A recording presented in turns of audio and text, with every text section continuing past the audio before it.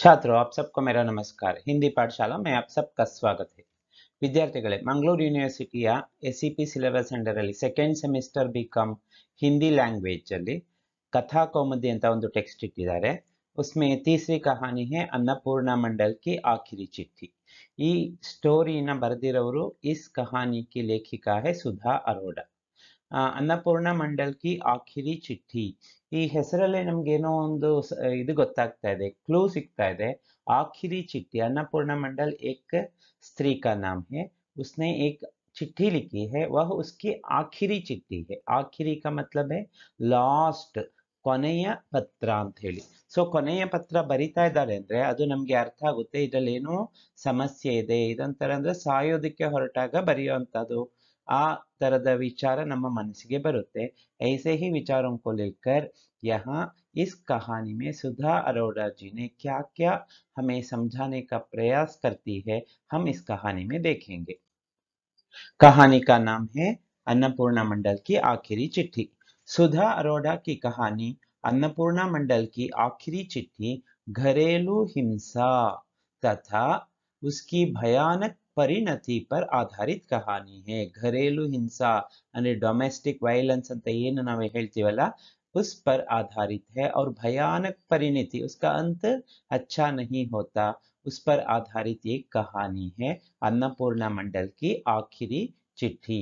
इसमें छोटे कस्बे की एक निम्न वर्ग की मध्यवर्गीय युवती, यहाँ एक छोटे से बंगाल के एक छोटे से कस्बे की, छोटा सा शहर, वहां का एक छोटा सा गांव, वहां की एक निम्न मध्यवर्गीय लोअर मिडिल क्लास युवती अपने माँ बाप की इच्छा से अपनी शिक्षा और अपने सपने को तिलांजलि देकर, देखिए सेंटेंस नोडी, अपने माँ बाप की इच्छा से, इच्छೆ ಯಾರದು ಮದುವೆ ಮಾಡ್ಕೊಳ್ಳೋದಕ್ಕೆ ಅಪ್ಪ ಅಮ್ಮ ಬಯಸಿದ್ರಿಂದಾಗಿ, अपनी शिक्षा और अपने सपने को तिलांजलि देकर ಅಂದ್ರೆ ಅಪ್ಪ ಅಮ್ಮನ ಆಸೆಯನ್ನು ಈಡೇರಿಸೋದಕ್ಕೆ इसने अपनी शिक्षा और अपने सपने को तिलांजलि दे दी है. देकर स्थायी नौकरी वाले ಅಂದ್ರೆ परमानेंट जॉब ಇದೆ ರೈಲ್ವೆ ನಲ್ಲಿ ಅಂತ ಹೇಳಿ सुदर्शन नामक युवक से विवाह करा दिया जाता है. सुदर्शन नामक एक लड़के के साथ इस लड़की का, अन्नपूर्णा मंडल का विवाह हो जाता है. ಮಂಡಲ್ ಅಂದ್ರೆ ಏನೋ ಮೀನಿಂಗ್ ಇದೆ ಅಂತ ಅನ್ಕೋಬೇಡಿ, ಅದು ಸರ್ನೇಮ್ ಅಲ್ಲಿ, ಹಾಗಾಗಿ अन्नपूर्णा मंडल एक लड़की का नाम है. विवाह करा दिया जाता है, लेकिन वहां की हिंसक परिस्थितियों के कारण अंततः जिंदगी की लड़ाई में वह हार जाती है. वहां की जो हिंसक परिस्थितियां थी, सास भी ठीक नहीं थी, पति भी कभी कभी घर आते थे, उनका रवैया भी ठीक नहीं था. इन सब को देखकर उस जिंदगी से, वो जिंदगी, अपनी जिंदगी जो जीना चाहती थी, जी नहीं पाती, और अपनी जिंदगी की लड़ाई में वह पूरी तरह से हार जाती है, हार मान लेती है. और इसी को व्यक्त करते हुए वो एक पत्र लिखती है, एक चिट्ठी लिखती है. उस इसलिए इस कहानी का नाम है अन्नपूर्णा मंडल की आखिरी चिट्ठी. पत्र के रूप में यह कहानी आत्महत्या के पूर्व दिए गए बयान की तरह है. ಇದು ಒಂದು ಪತ್ರ ಆಗಿರೋದ್ರಿಂದ ಆತ್ಮಹತ್ಯೆಗೆ ಮುಂಚೆ ಏನು ಡೆತ್ ನೋಟ್ ಬರೀತಾರಲ್ಲ, ಆ ತರ ಆಗಿದೆ. लड़कियां अपने घर परिवार के सदस्यों को अपनी तकलीफ व अपनी स्थिति के बारे में कुछ भी खबर पहुंचने ना देती है. ಸಾಮಾನ್ಯವಾಗಿ ಡೆತ್ ನೋಟ್ ಅಲ್ಲಿ ಬರೆಯೋರು ಹಾಗೇನೆ, ಏನೆಲ್ಲ ಏನಕ್ಕಾಗಿ ಅವ್ರು ಸಾಯ್ತಿದ್ದಾರೆ ಅಂತ ಹೇಳಿ ಅದರಲ್ಲಿ ಬರೆದಿಟ್ಬಿಟ್ಟು ಸಾಯ್ತಾರೆ. यहाँ अन्नपूर्णा ने भी बहुत कोशिश की थी अपने घर के बारे में ना बताने के लिए, लेकिन अंत में वह हार कर क्या करती है, अपने जो जिन जिन मुश्किल परिस्थितियों से वह गुजरी है उसके बारे में यहाँ वह लिखती है. स्थिति के कुछ भी खबर पहुंचना देती, उन्हें लगता है कि माँ बाप उनकी शादी कर अपनी जिम्मेदारियां निभा चुकी है. ಅವಳೇನು ಯೋಚನೆ ಮಾಡಿದ್ರು, कोई भी स्त्री क्या सोचती है, माँ बाप ने मेरी शादी कर ली है तो उनकी जिम्मेदारी पूरी हो गई, अब मुझे अपनी जिंदगी की जिम्मेदारी मुझ पर है, ನನ್ನ ಜೀವನದ ಜವಾಬ್ದಾರಿ ನನ್ನ ಮೇಲಿದೆ, जिसे उन्हें अपने दम पर निभाना है. किसी दूसरे पर निर्भर नहीं होना है। अन्नपूर्णा मंडल की आखिरी चिट्ठी इसी मानसिकता को लेकर लिखी हुई है। ಅಂದ್ರೆ ಮದುವೆ ಆದ ಕೂಡಲೇ ಅಪ್ಪ ಅಮ್ಮನಿಗೂ ನಮ್ಮ ಇವನಿಗೂ ಸಂಬಂಧ ಇಲ್ಲ ಅನ್ನೋ ತರ ಇದ್ಬಿಡ್ತಾರಲ್ಲ, ಅದನ್ನ ಇಲ್ಲಿ ಉದ್ದೇಶವನ್ನ ಇಟ್ಕೊಂಡು बर्दिದ್ದಾರೆ। क्योंकि एक बार शादी करके शादी होने के बाद बेटी को हम कभी पराया नहीं सोचना चाहिए, क्योंकि उसके घर में या उसका ससुराल में वह कैसे है, उसके लिए कोई समस्या है या नहीं, इन सारी बातों की ओर ध्यान देने की जरूरत है। इस कहानी के आरंभ में ही अन्नपूर्णा की यातनापूर्ण जिंदगी का संकेत मिलता है। ಶುರುನಲ್ಲಿ ಅವಳು ಏನು ಕಷ್ಟದಲ್ಲಿದ್ದಳು ಅದನ್ನ ಈ ಕಥೆನಲ್ಲಿ ಹೇಳಿದ್ದಾರೆ। अन्नपूर्णा मंडल जिस परिवार में जाती है वहां भयानक लिंग भेद देखने को मिलता है। लिंग भेद इसका मतलब है पुरुषों को ज्यादा महत्व देते थे, स्त्रियों को उस घर में कोई महत्व नहीं था। लिंग भेद उसे शुरू में ही देखने को मिलता है, जहां उसकी माँ को यह लगता है कि जो अनचाही जुड़वी बेटियां लक्ष्मी सरस्वती है, वहीं दूसरी ओर अपने ससुराल से यह ताना सुनने को मिलता है कि एक कपाल कुंडला को अस्पताल भेजा था, दो को और साथ ले आई। यहाँ माँ सोचती है, किसकी माँ? अन्नपूर्णा मंडल की, कि लक्ष्मी सरस्वती की तरह दो यहाँ बेटियां तुम्हें पैदा हुई है, ऐसा वह कहती है। लेकिन ससुराल वाले ऐसा, एक कपाल कुंडला को अस्पताल भेजा था, दो को साथ में लेकर आई कहती है। इसका मतलब है उन्हें लड़कियां पसंद नहीं है, लड़कियों के खिलाफ है। खुद सास भी लड़कियों के खिलाफ है ನೋಡಿ, ಅತ್ತೆನೂ ಅದರ ವಿರುದ್ಧ ಇದ್ದಾಳೆ ಅನ್ನೋದು ಇದರಲ್ಲಿ ಗೊತ್ತಾಗುತ್ತೆ। अन्नपूर्णा की आशंका अकारण नहीं है कि उसका पति उसकी बेटियों को केंचुओं की तरह चप्पलों से कुचल डालेगा। अन्नपूर्णा के मन में बार बार आशंका उठती है कि उनकी बच्चियां वहां सुरक्षित नहीं है। जिस प्रकार पहली बार जब वह अपने ससुराल जाती है पति के साथ, ಕೆಂಚುವೋಂ ಕೋ, ಕೆಂಚು ಅಂದ್ರೆ ಈ ಎರೆಹುಳುಗಳು, ನೀವು ನೋಡಿದಿರಲ್ಲ, ರೆಡ್ ರೆಡ್ ಆಗಿರುತ್ತೆ ನೋಡಿ ಎರೆಹುಳುಗಳು, ಆ ಎರೆಹುಳುಗಳನ್ನ ಯಾವ ತರ ತನ್ನ ಚಪ್ಪಲಿನಲ್ಲಿ ಹೊಡೆದು ಹೊಡೆದು ಹೊಡೆದು ಎಲ್ಲವನ್ನು ಸಾಯಿಸ್ಬಿಡ್ತಾನಲ್ವಾ, वैसे ही इन केंचुओं उन केंचुओं की जो हालत हुई, वही हालत मेरी बेटियों की भी होगी, ऐसा वह सोचती है।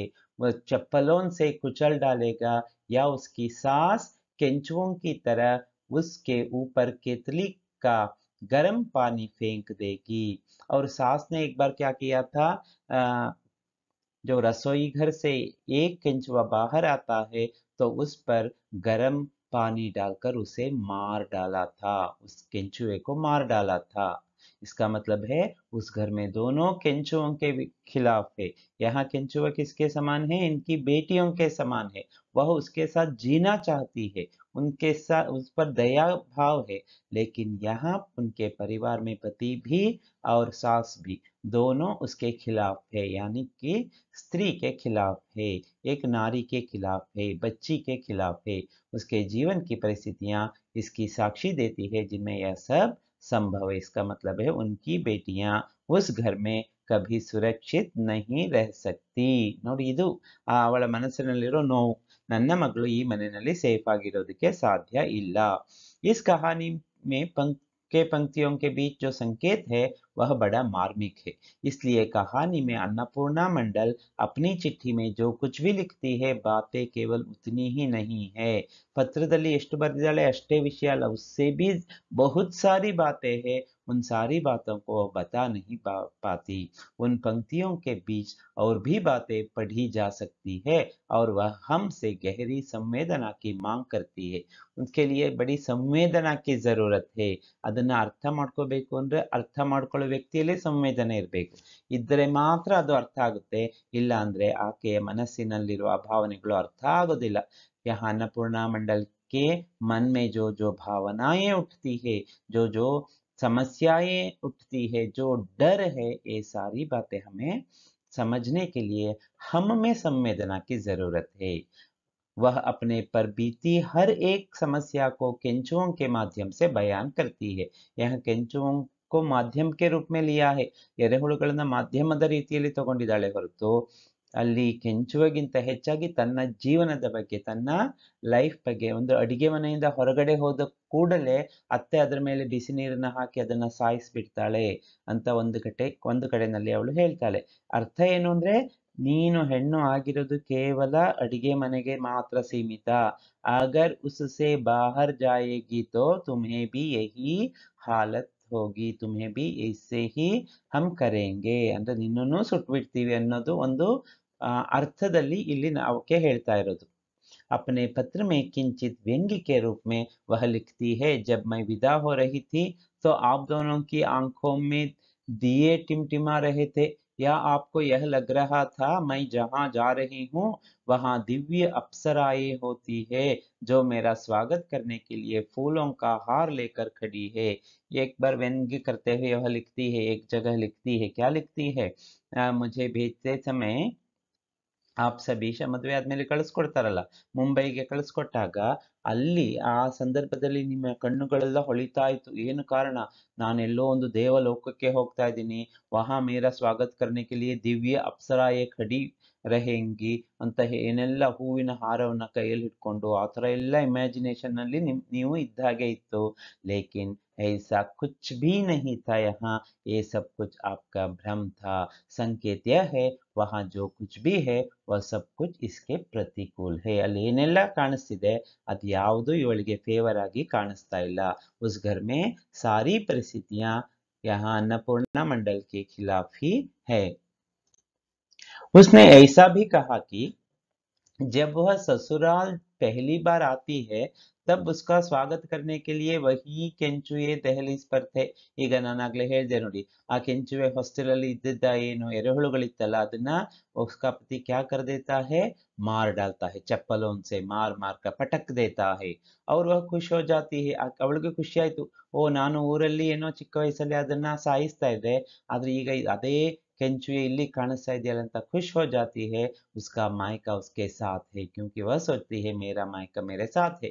जिस प्रकार मैं मायके में केंचुओं के साथ रहती थी वो सारे केंचुए यहाँ भी है, इसका मतलब है मैं मायके में ही हूँ, ऐसा सोचती है. लेकिन वह खुशी एक ही क्षण के लिए थी क्योंकि पति ने क्या किया, चप्पल उठाकर सारे केंचुओं को पटक डाला.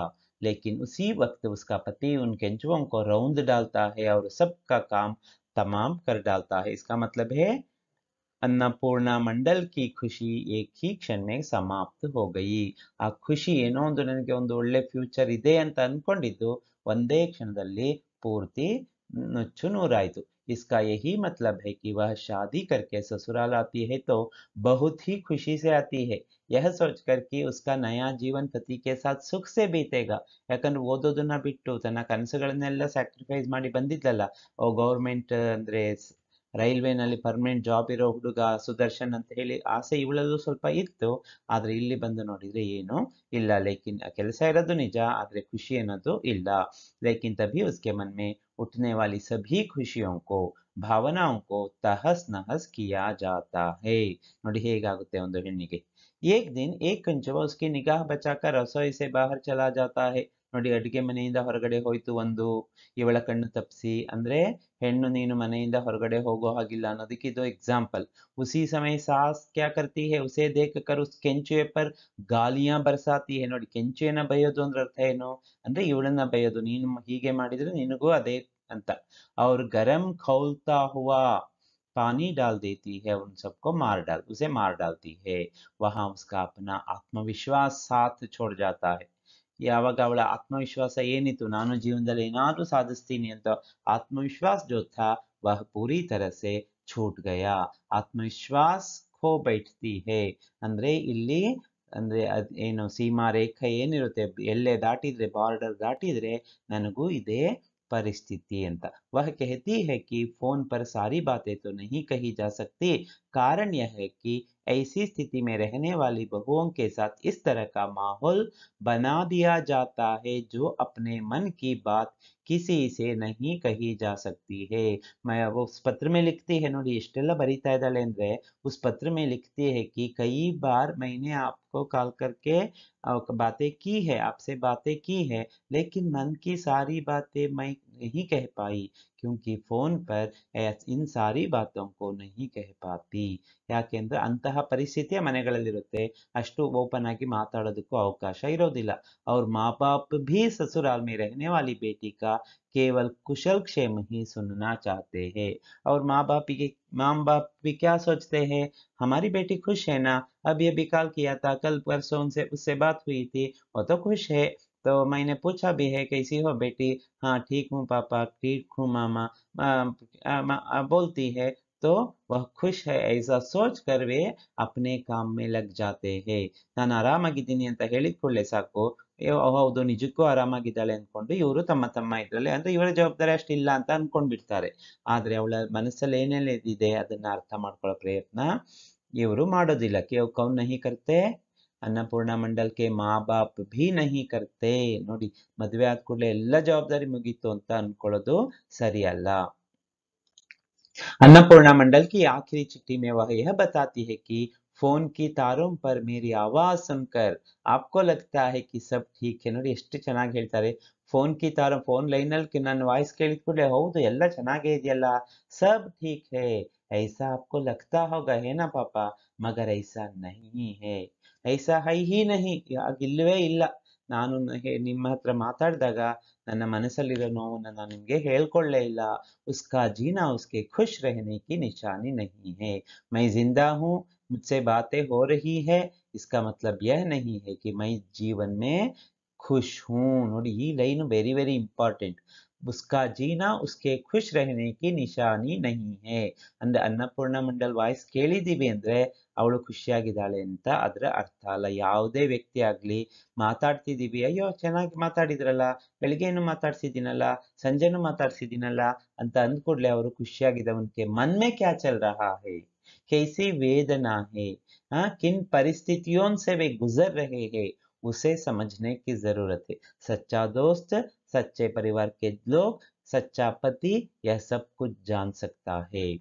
यह प्रतिकूल परिस्थिति में रहने वाली एक बहू की यंत्रणा है. ನೋಡಿ, ಪ್ರತಿಕೂಲ ಪರಿಸ್ಥಿತಿ है उसके घर में, बोल नहीं पाती, ಏನು ಸಮಸ್ಯೆ ಇದೆ ಅದನ್ನ ಎಕ್ಸ್ಪ್ರೆಸ್ ಮಾಡೋ ಪರಿಸ್ಥಿತಿನಲ್ಲೂ ಅವಳಿಲ್ಲ. यह एक बहू की यंत्रणा है, कष्ट है जिसको शब्दों में बयान नहीं किया जा सकता. शब्दों में नहीं कह सकती, वह चाहकर भी अपना दुख दर्द किसी से कह नहीं सकती. ನೋಡಿ, ಎಂತಹ ಪರಿಸ್ಥಿತಿ ಇರ್ಬೋದು ಅಂದ್ರೆ ಅಷ್ಟೆಲ್ಲ ಕಷ್ಟಗಳಾಗ್ತಿದ್ರುವೆ ಅವಳು ಅದನ್ನ ಎಕ್ಸ್ಪ್ರೆಸ್ ಮಾಡ್ತಾ ಇಲ್ಲ. ಇಲ್ಲಿ ತನ್ನ ಮೇಲೆ ಮಾಡಿದ ಒಂದೇ ಒಂದು ಅತ್ಯಾಚಾರ, ಕಷ್ಟ ಕೊಟ್ಟಿದ್ದು ಏನೂ ಹೇಳೋದಿಲ್ಲ. सब कुछ केंचुओं के माध्यम से ही कहती है. हमें 2 बार 3 बार इस कहानी को पढ़ना पड़ता है, उसके अंदर जो अंतरार्थ है ना उसे समझने के लिए. जब आप पढ़ेंगे, अकेले बैठकर पढ़िए, एक बार कहानी पढ़िए, सिर्फ वीडियो देखने से काफी नहीं है. आप एक बार उस कहानी को पढ़िए, पढ़कर देखिए, आपके मन में जो संवेदना उठती है ना, तब आप सोचेंगे हाँ इतनी सुंदर कहानी है, उस स्त्री के हृदय में क्या क्या वेदनाएं थी, क्या किन परिस्थितियों से वो गुजर रही थी, ये सारी बातें आपके दिल को छू देंगी. 1.5 साल पहले अपने परिवार में लौटी लड़की की भावनाओं को माँ बाप समझ नहीं पाते हैं. 1 ವರ್ಷ ಮೊದಲು ಬಂದಿದ್ದಳು ಅವಳು, ಮನೆಗೆ ಬಂದಾಗ वह गर्भवती हुई थी. उसकी भावनाओं को वे समझ नहीं पाए. वह कहती है मैं गर्भवती हूँ लेकिन मुझे यह बच्चा भी नहीं चाहिए. वहाँ वह अपने को अजनबी सा महसूस करती है. ಯಾಕೆ ಅವಳು ಹೇಳ್ತಾರೆ ನನಗೆ ಈಗ ಮಗು ಈಗಲೇ ಬೇಡ ಅಂತ, ಆದ್ರೆ ಮನೆಯಲ್ಲಿ ಯಾರು ಒಪ್ಪೋದಕ್ಕೆ ರೆಡಿ ಇರೋದಿಲ್ಲ. नहीं पहला बच्चा है उसे गिराना नहीं, अगर ऐसा करोगी तो दोबारा तुम्हें बच्चा पैदा ही नहीं होगा, ಅದು ಇದು ಎಲ್ಲ ಹೇಳಿಸಿ ಅವಳನ್ನ ಒಪ್ಪಿಸ್ಬಿಟ್ಟು ಏನ್ ಮಾಡ್ತಾರೆ, फिर से वापस भेज देते हैं. ಅದಕ್ಕಾಗಿ ಅವಳಿಗೆ ಅನ್ಸುತ್ತೆ अपने माता पिता भी उसके लिए अजनबी ಅಂದ್ರೆ ಸ್ಟ್ರೇಂಜರ್ ತರ फील आगुते. यह संकेत देने पर भी कि वह मां नहीं बनना चाहती है, उसके घर का कोई सदस्य उसका साथ नहीं देता. अंततः अन्नपूर्णा मंडल 2 अनचाही बेटियों की मां बन जाती है. ಮತ್ತೆ ಬೇಧಿರ್ಲಿಲ್ಲ, ಮನಸ್ಸಿರ್ಲಿಲ್ಲ, फिर भी उसके बच्चे 2 बच्चियां पैदा होती है, ट्विंस. ಅನಚಾಹಿ ಬೇಟಿಯೊಂಕೆ ಅದನ್ನ ನೋಡಿದಾಗ ಅವಳಿಗೆ ಅನ್ಸುತ್ತಂತೆ ಇದು ಕೆಂಚುಯ ತರನೇ ಇದೆ, ಅದೇ ತರ ಕೆಂಪಗೆ ಕಾಣಿಸ್ತಾ ಇದೆಯಲ್ಲ ಅಂತ ಹೇಳಿ. ಮತ್ತೆ ಕೆಂಚುಯನ್ನ ಯಾವ ತರ ನನ್ನ ಗಂಡ ಸಾಯಿಸಿದ ಅದೇ ತರ ಈ ಮಕ್ಕಳನ್ನ ಸಾಯಿಸ್ಬೋದು, ಯಾವ ತರ ನನ್ನ ಅತ್ತೆ ಬಿಸಿ ನೀರು ಹಾಕಿ ಸಾಯಿಸಿದ್ಲು ಹಾಗೆ ಈ ನನ್ನ ಮಕ್ಕಳನ್ನ ಸಾಯಿಸ್ಬೋದು. इसलिए मेरी ये बेटियां यहाँ सुरक्षित नहीं है, मुंबई के इस घर में सुरक्षित नहीं है, ऐसा सोचती है। इसलिए वह डरती है, वही डर उसके मन में है। उसको बराबर यह अनुभव होता है कि वह अपनी बेटियों के साथ न्याय नहीं कर पा रही है, उस घर में रहकर वह कभी न्याय नहीं कर पाएगी, क्योंकि अन्नपूर्णा मंडल ने अपने लिए रसोई के चार दीवारी में बंद जीवन की कल्पना नहीं की है। अन्नपूर्णा मंडल भी नहीं चाहती थी कि जिस प्रकार अपनी उसकी माँ चार दीवारी के अंदर ही रहकर अपना जीवन बिताया था वैसे वह जीना नहीं चाहती थी, लेकिन मजबूरन उसे जीना पड़ रहा है। लेकिन वह इस स्थिति को अपनी बेटियों को नहीं लाना चाहती, ಅದೇ ಪರಿಸ್ಥಿತಿ ತನ್ನ ಮಕ್ಕಳಿಗೆ ಬರಬಾರದು ಅನ್ನೋದು ಇವಳ ಆಸೆ। परिवार की इस प्रतिकूल परिस्थिति में वह जिंदगी की लड़ाई हार जाती है और अपनी बेटियों को मायके के हवाले करने तथा अपनी छवि उन दो बच्चियों में देखने के बारे में लिखकर अपना जीवन समाप्त करती है। इसलिए वह आखिरी चिट्ठी में लिखती है कि इन बेटियों को मैं आपको सौंपती हूँ, ಈ ನನ್ನ ಇಬ್ಬರು ಮಕ್ಕಳನ್ನ ನಿಮಗೆ ಒಪ್ಪಿಸ್ತಾ ಇದ್ದೀನಿ, ಈ ಇಬ್ಬರು ಮಕ್ಕಳಲ್ಲಿ ನನ್ನ ರೂಪವನ್ನ ನೀವು ನೋಡಿ, और इन्हें अपना सपना पूरा करने का मौका दीजिए। अगर वे आकाश छूना चाहती है तो छूने दीजिए, नहीं छू पाएंगी फिर भी आप उन्हें रोकिए मत। ಅವರು ಆಕಾಶವನ್ನು ಮುಟ್ಟಬೇಕು ಅಂತ ಬಯಸಿದ್ರೆ ಮುಟ್ಲಿ ಬಿಡಿ, ಮುಟ್ಟಕ್ಕಾಗ್ಲಿಲ್ಲ ಅಂದ್ರೂ ಬೇಜಾರಿಲ್ಲ, ಅಟ್ಲೀಸ್ಟ್ ಅವ್ರಿಗೆ ಒಂದು ಅವಕಾಶವನ್ನು ಮಾಡಿಕೊಡಿ, ಮಧ್ಯದಲ್ಲೇ ನೀವು ಅವ್ರನ್ನ ತಡಿಬೇಡಿ, ಅವರಿಗೆ ಹೇಳ್ಬೇಡಿ ನಿಮ್ಮಿಂದ ಆಗಲ್ಲ ಅಂತಲ್ಲ, ಆಗೋದಿಲ್ಲ, ನೀನು ಹೆಣ್ಣು ಮಕ್ಕಳು, ನಿಮ್ದು ಏನೂ ಇಲ್ಲ, ಮದುವೆ ಮಾಡ್ಕೊಂಡು ಹೋಗಿ ಅಂತ ನೀವು ಆ ಥರ ಹೇಳ್ಬೇಡಿ, ಆ ಮಕ್ಕಳಿಗೆ ಪೂರ್ತಿ ಸ್ವತಂತ್ರ ಕೊಡಿ ಅಂತ ಹೇಳಿ वह लिख कर अपना जीवन समाप्त कर लेती है। संघर्ष में वह इतनी टूट चुकी होती है कि इस तरह के पत्र माँ बाप के पास भेजने के लिए वह बाध्य हो जाती है। ನೋಡಿ ಫೈನಲಿ ನೇನು ಮಾಡಕ್ಕಾಗದೇ ಇದ್ದಾಗ वह इस हद तक पहुंचती है। अन्नपूर्णा मंडल की आखिरी चिट्ठी का संकेत चाहे जो कुछ भी हो, जिंदगी में चाहे जितनी कठिन परिस्थितियां हो उनका सामना करना चाहिए। अन्नपूर्णा मंडल ಬರ್ದಿರೋದು ಪತ್ರದಲ್ಲಿ ಏನೆಲ್ಲ ಸಂದೇಶಗಳಿದೆ, ಹೌದು ನಾವು ಹಾಗೆ ಮಾಡಬಹುದು ಅಂತ ಯಾರು ಯೋಚನೆ ಮಾಡೋದು ಬೇಡ। ऐसा हमें कभी नहीं सोचना चाहिए, जिंदगी में हारना नहीं है, जिंदगी में चाहे जितनी भी कठिन परिस्थितियां हों, समस्याएं आती है, कठिन परिस्थितियां आती है, विपरीत परिस्थितियां आती है, लेकिन हमें कभी हार नहीं माननी चाहिए, उनका सामना करना चाहिए, परिस्थितियों का सामना करके जीत हासिल करनी चाहिए, समाधान के रास्ते तलाशने चाहिए। समाधान के कई रास्ते हमें मिलेंगे, समस्या है तो उसके पीछे एक समाधान जरूर होगा। समस्या से डर कर अपनी जिंदगी का अंत कभी नहीं कर लेना चाहिए। जब समाधान के रास्ते तलाशते हैं जीवन सुगम हो जाता है। जिस प्रकार अंधकार के बाद प्रकाश, रात के बाद दिन, वैसे ही समस्या के बाद समाधान जरूर दिखता है। तब तक आप इंतजार कीजिए, जरूर आपका जीवन भी सुंदर और सुखमय होगा। लड़कियों को बचपन में ही ये संस्कार दिए जाते हैं कि माँ बनने में ही नारी की पूर्णता होती है, इस तरह क्यों बताना है, यह ठीक नहीं है। यहाँ लेखिका कहती है तो सिर्फ माँ बनने के लिए ही लड़की पैदा होती है क्या?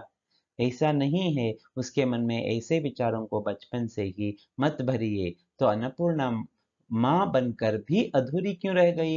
अगर माँ बनने में ही उसकी पूर्णता थी तो अन्नपूर्णा यहाँ दो लड़कियों की माँ बनती है, फिर भी उसका जीवन पूर्ण क्यों नहीं हुआ, जीवन क्यों नष्ट हो गया?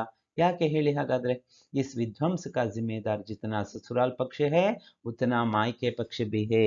ये जो यहाँ हुआ ना जो हादसा, इसके लिए जिम्मेदार सिर्फ ससुराल वाले नहीं है, मायके वाले भी है, ಅಂದ್ರೆ ತನ್ನ ತವರು ಮನೆಯವರು ಸಹ ಇದಕ್ಕೆ ಕಾರಣ ಆಗಿದ್ದಾರೆ। ಸೊ ಇಬ್ಬರಲ್ಲೂ ಇದು ತಪ್ಪಿದೆ, ಹಾಗಾಗಿ ಇಬ್ಬರಲ್ಲೂ ಬದಲಾವಣೆ ಬೇಕಾಗಿದೆ। अन्नपूर्णा सभी के लिए एक संदेश छोड़कर जाती है। क्या संदेश है?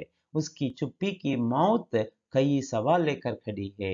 आखिर उन संस्कारों का खात्मा कब होगा जो औरत के पैरों में बीड़ी का काम करते हैं? ಇದೆಲ್ಲ ಸಂಸ್ಕಾರಗಳು ನೀನು ತಾಯಿ ಆಗ್ಬೇಕು, ಮಕ್ಕಳನ್ನ ಸಾಕ್ಬೇಕು, ಅದು ಇದು ಏನೆಲ್ಲ ಸಂಸ್ಕಾರಗಳು ನೀನು ಹೆಚ್ಚು ಓದೋ ಅಗತ್ಯ ಇಲ್ಲ, ಗಂಡನ ಮನೆಗೆ ಹೋಗಿ ಸೇವೆ ಮಾಡಬೇಕು. ये सारे संस्कार जो है उनके पैरों की बेड़ियां है। इन बेड़ियों को काटने की जरूरत है। लड़कियों की शादी को अंतिम विकल्प मानना कब बंद होगा? लड़कियों की अगर एक बार शादी हो जाती है तो हो गई हमारी जिम्मेदारी पूर्ण। ऐसा ससुराल यहाँ मायके वाले सोचते हैं। ऐसा क्यों सोचना है? एक शादी होने के बाद उसका जीवन पूर्ण होगा या बर्बाद होगा, किसे पता है? इसलिए आप उनके सपनों को पूरा करने का पूरा मौका दीजिए, क्योंकि ये चीजें बहुत बड़े कारण हैं लड़की के मानसिक गुलामी के। लड़की को मानसिक रूप से गुलाम बनाने के लिए ये सारी चीजें कारण बन जाती है। इसलिए हमें कभी भी ऐसा नहीं करना चाहिए। लड़कियों को भी पूरी आजादी देनी चाहिए। अगर वे कुछ जीवन में साधना करना चाहते हैं तो उसके लिए हमें मौका देना चाहिए, उन्हें रोकने की जरूरत नहीं है। ಈ ರೀತಿಯಾಗಿ ಅವ್ರು ಏನ್ ಮಾಡ್ತಾರೆ, ಈ ಕಥೆಯಲ್ಲಿ ಎಲ್ಲ ವಿಚಾರಗಳನ್ನ ಹೇಳ್ತಾರೆ. ಒಂದು ಹೆಣ್ಣು ಎಷ್ಟೆಲ್ಲ ಕಷ್ಟಗಳನ್ನ ಅನುಭವಿಸಿದಾಳೆ, ಜೋ ಜಿನ್ ಜಿನ್ ಪರೇಶಾನಿಯಾ ಉಸ್ಕೆ ಸಾಮ್ನೆ ಥಿ, ಎಲ್ಲವನ್ನ ಇಲ್ಲೇ ಹೇಳ್ತಾರೆ. ಸೊ ಹೀಗೆ ಈ ಕಥೆ ಎಂಡ್ ಆಗುತ್ತೆ. ಈ ವಿಡಿಯೋ ನಿಮಗೆ ಇಷ್ಟ ಆಗಿದ್ರೆ ಲೈಕ್ ಮಾಡಿ, ಶೇರ್ ಮಾಡಿ ನಿಮ್ಮ ಫ್ರೆಂಡ್ಸ್ ಜೊತೆಗೆ, ಅವರು ಕೇಳಲಿ. ಹಾಗೆ ಸಬ್ಸ್ಕ್ರೈಬ್ ಮಾಡಿ. ಮತ್ತೆ ಏನಾದರೂ ಡೌಟ್ಸ್ ಇತ್ತು ಅಂದರೆ ಕಮೆಂಟ್ ಸೆಕ್ಷನಲ್ಲಿ ಕಮೆಂಟ್ಸ್ ಹಾಕಿ, ಅದಕ್ಕೆ ನಾನು ರಿಪ್ಲೈ ಮಾಡ್ತೀನಿ. ಆಲ್ ದ ವೆರಿ ಬೆಸ್ಟ್ ನಿಮ್ಮ ಎಕ್ಸಾಮ್ಸಿಗೆ. ಸುನ್ನೆ ಕೆ ಲಿಯೆ ಆಪ್ ಸಬ್ಕೋ ಧನ್ಯವಾದ.